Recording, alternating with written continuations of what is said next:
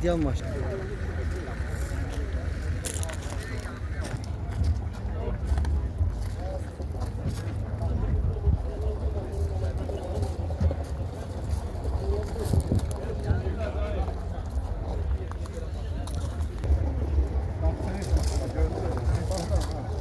Bunlar içine baksın.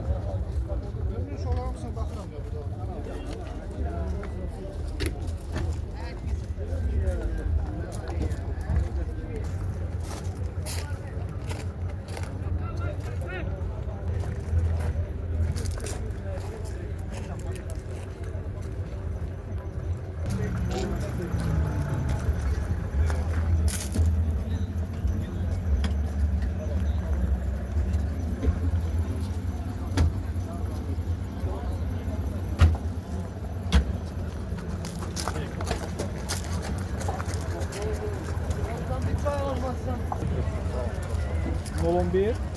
Yoksa 01. Nol 11. Abi bunlar ne nice maşınlıdır. Yine aşağı düştü. Motor 01 değil.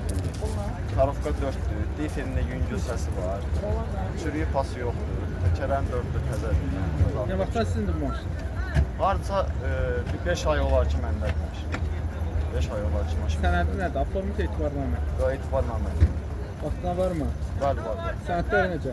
Sənədlər hamısı qaydasında. Taksi motorun vaxtına 7 ay var, sığortanın vaxtında 4 ay. Alandan sonra xərcləriniz nə oldu? Alandan sonra təşlərimiz təkər olur, akkumulyator olur. Bir də başqa bir də salonda da əl gəzdim şey, başqa heç bir tərzi tərz edir. Motoruna heç baxdırmadın? Yox, motorunda heç bir xərc olmur. Yağız atması, Yox, səsi, heç nə. Yağın tək, tarafdası necə? tarafqası 4'də atma yox. Biter səsi. Difedə yüngül səsi var, o da başqa qalan səsi var, yüngül səsi var. Hansı sürətdədir? 80-85 arasında deyil, 80-90 arası belə səsdir. Altı necədir? Polo. Altında polunda bir dənə çürükdən pasta sömürtülər. Qanqrat yerləri salamı. Hamısı yerindədir, salamat. Peredosun səsi ki necə?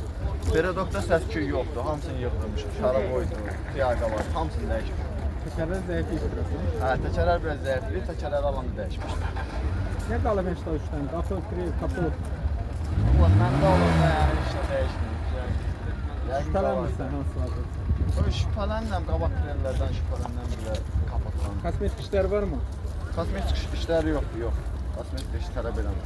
Ön alın şüşəsi bərbad vəziyyətdə. Hə, bir dənə şüşəsini orada daş deyib, o şüşəsini dikir. Tərəfdən də çatdır. İştin üstü bağlı, yan şüşələri yaxşıdır elə bilinir. Hə, yan şüşələr yaxşıdır, tartılar. Oturacaqlarda necədir vəziyyət? Oturacaqlar normaldır. Çöküntüsü, cırığı, söküntüsü. Yoxdur. Yəni çox var bir iki yerdə belə yüngül. Qiyməti nədir? Qiymətin 2700 manat edir. Eğer az olsa razılaşar. İndirim deyilsin. 2-2 istəyən olsa nə deyər? 2-2 lira. Oradan maksimum deferi bulursun.